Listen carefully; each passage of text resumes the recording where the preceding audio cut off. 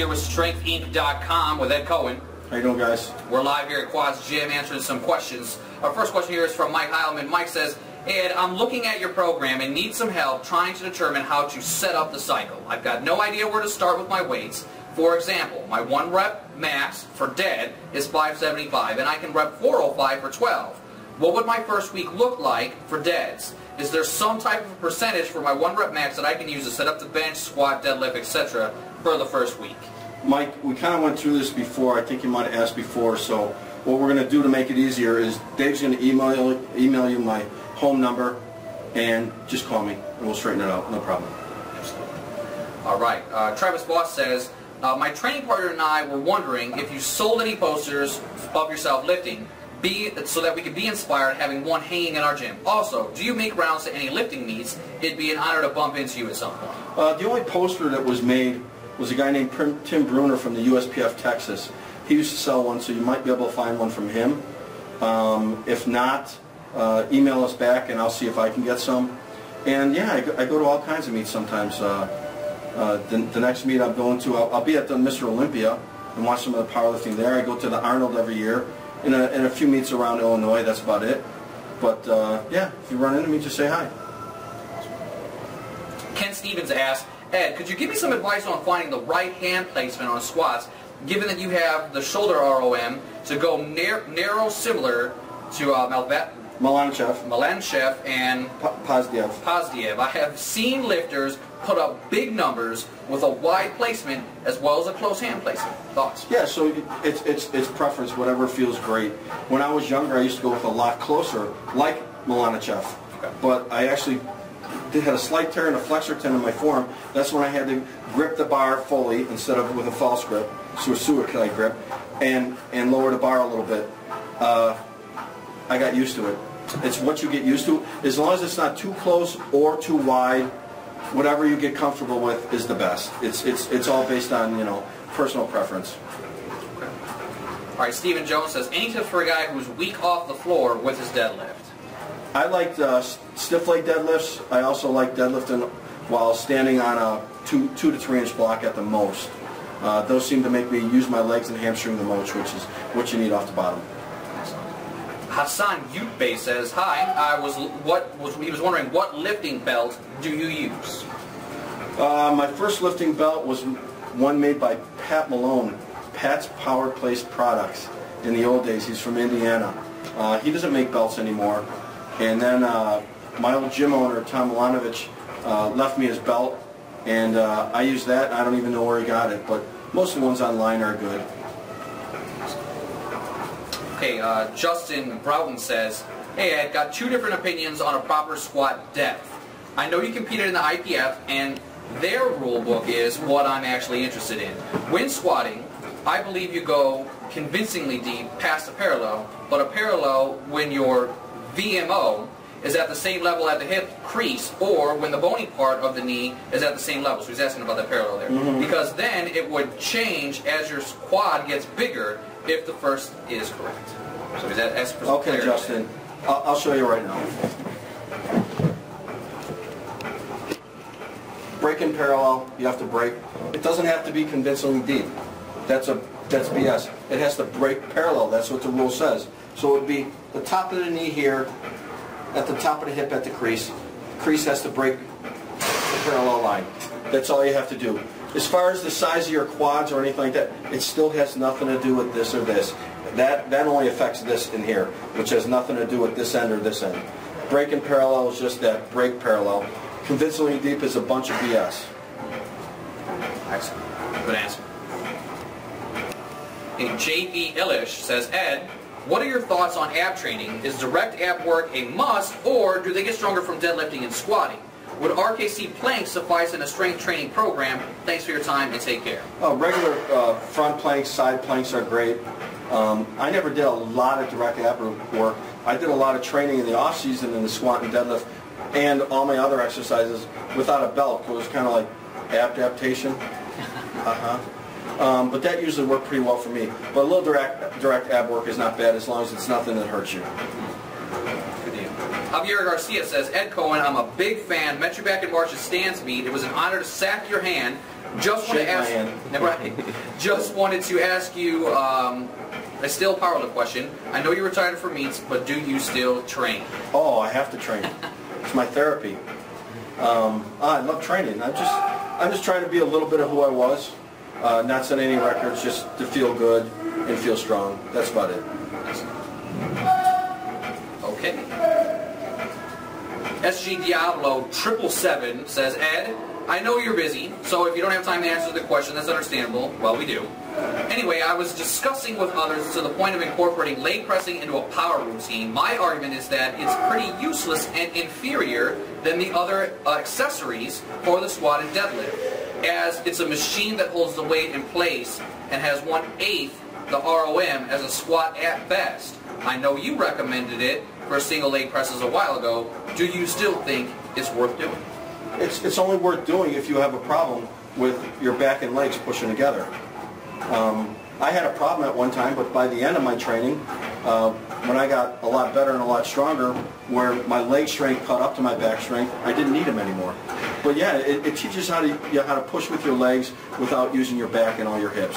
That's all it does. As an assistance exercise to get a little muscle here and there, that's okay. No problem at all. But you don't have to do them all the time. Only if there's a problem. In the event people have muscular imbalances too, you point out in the core manual that the single leg press is really good to balance that out. That's why I did them at the beginning, from little injuries or little imbalances, because not everyone's strength on both sides is always the same. A Major Powerlifting says, what's the best way to estimate how much weight is added when using bands? Could you demonstrate 3 or 4 sizes you use and you figure the pound and what the figure poundages are? Easy answer. I don't use bands. But Dave Tate sells them, and he puts some of our stuff on his site. So I guarantee you that he has a lot of articles on using bands, and you can ask a question to him. I would recommend him because he would be way more of an expert than I could anything I could say. So go to Elite FTS and find that out. Yeah, it's at elitefts.com. Okay, Nicholas James says, can you discuss annual tears? No. It has to do with the spine and the back. I looked it up really fast, and that's nothing I really understand enough other to hypothesize about, which wouldn't be worth it. My recommendation would be go to an orthopedic surgeon that specializes in spines. Go right off the bat, when you're dealing with something like that, which could cripple you or make the rest of your life miserable, go to a specialist. Good luck. Good advice. Thanks, Nicholas, for sending that in. Perry Reese says, what is the best exercise to really target your hamstrings? My hams are really limiting me in my deadlifts. Stiff leg deadlifts, Romanian deadlifts, deadlifts while standing on blocks, and some glute ham raises. Focus on the negative, really squeezing the heck out of your hamstrings. That's it. Hey, Sam Hoffman writes in and says, what kind of training do you recommend for someone who is at a weight class but not trying to bump up? Yeah, actually we answered this last week on some other guy too. That all just has to do with your diet and cardio. You don't want to do too much cardio where it messes you up and makes you overtrain or you're too tired to train, and it inhibits too much cardio. Will actually mess up your own testosterone production, and the rest is just diet. You gotta watch your diet a lot harder than a regular person if you don't want to go up in weight. Remember, quality, not quantity. Until you're like ripped to shreds at a weight, you can still drop 10 pounds or a little more to get down without having a problem. Good advice. Hey, Billy Hopkins writes in and says, I was involved in a car accident a few years ago and broke my femur. Now that I've started back lifting again, my right leg is much weaker than my left. What are some exercises that I can do to bring my right leg back up equal with the strength of my left? One-legged leg presses, a split squat, like a Bulgarian split squat. Focus more on the right leg. Lunges, leg extensions, leg curls, all one-legged stuff that you could possibly imagine. That's the best. And it will catch up. You just have to keep at it. You can do some of that stuff 3 times a week. But it's not worth sometimes trying to come back, squatting and deadlifting too hard when you have that much of an imbalance, because you can create another imbalance or other problems due to that. So it's best just take your time and get it better. Those exercises you could probably do 3 times a week as a rehab to get it back up to normal, to make it know what it's supposed to do it again, to do again, and then it will respond faster. Retraining those muscle fibers. Awesome. Hey, Sean Dunbar says, a good deadlift requires good back strength. Other than developing back strength by actually deadlifting, do you believe that other back exercises are necessary to improve a person's deadlift PR? To me it was, but there's also different kinds of deadlifts. Like I said, there are stiff leg deadlifts, Romanian deadlifts, standing on a block deadlifts, or deficit deadlifts they say, rack pulls for a lot of guys, Brad Gillingham, Steve Goggins, they love them. Then there's also, for me, I loved bent rows with all different grips. I loved wide grip chin-ups, pull-downs, heavy shrugs. All that kind of stuff always helped. I didn't want any part of my back weak. So I figured if there wasn't a weak point, then I had a better chance of lifting more weight. Okay, Ahmad Salus has written in, he also sends a video too, so we'll go over that, but I've been training my squats with a close stance and a high bar like Captain Kirk. But when weights get over 90%, I start bending over into a good morning position, especially when I go too deep. I know that it is a core weakness. Do you think widening my stance and placing the bar lower will help? I am a raw lifter, about 5'11", weighing in at 240, and 16 years of age. My raw lifts are 505 squat, 325 bench, and 565 deadlift. Okay, Ahmad, I watched your video. Your stance wasn't so close, but the grip on the bar, you were going way too wide.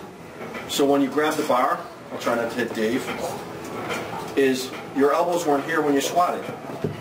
They weren't here. Your elbows were here. So as soon as you squatted, it pitched you forward right away. That's what was happening. You actually need to go about this much lower on your squat too. You're a little high, but mainly it was, I would actually move your grip in a little bit so you can get your elbows tucked in a little bit more so they stay a little more upright or at your side. They were coming up too high, and that's what is actually pitching you forward so much. Okay, Renee Harrer says, how would you customize West Side conjugate system, not only for strength, but also for putting on some muscle mass? I really don't do West Side, but here's what you do with a program. Get a program, write it all down, what you want to do. Go back from the top, this is how much time I got from a meet, or this is how much time I got to train in the off season, and backtrack it. Write it all down, and then say, I want to change this, I want to change this, I want to change this. And the only way you really know is by start inserting stuff you know that works for you, or stuff that you want to try, and what you'll do is you'll specialize your own program that way. That's how everyone came up with their own program. I came up with mine based on a certain principle, and just little bits and pieces I changed along the way. So did everyone else. Also, there's a guy on Elite FTS named Harry Selkow who does the West Side Conjugate all the time, and it's always changing up. It would be a good idea. You can actually ask him and look at his training log because he's got all his stuff on there all the time. Good deal. Okay, Ryan Burge says, hi Ed, as far as actual training goes, what are the top 3 things you would attribute to continually improving your deadlift and making it to where you have? It's pretty much the same with every lift. Find the right groove, what works for you. Don't always look at what everyone else does and say, I want to do that because it looks cool and it works for him. Try to find out your own groove with whatever stance and grip you're taking in a deadlift. That's one of the most important things. The other is don't overtrain. You don't have to go super heavy all the time to make it work or to get stronger. And that's about it. There's really not a third point. Those 2 things really make it right. I wouldn't worry about anything else. So you got your technique, not someone else's. You'll find your own little groove, because sometimes you go in the gym and you see people doing stuff like, wow, that's pretty messed up, it doesn't look right. But it's just because it's different. It doesn't always mean that it's wrong. And the other thing is, if you keep going heavy and heavy and heavy and heavy, you'll come in the gym and you'll see those same guys at the same weight 3 years down the road that they were before and look exactly the same. You don't want to be that guy, you want to change it.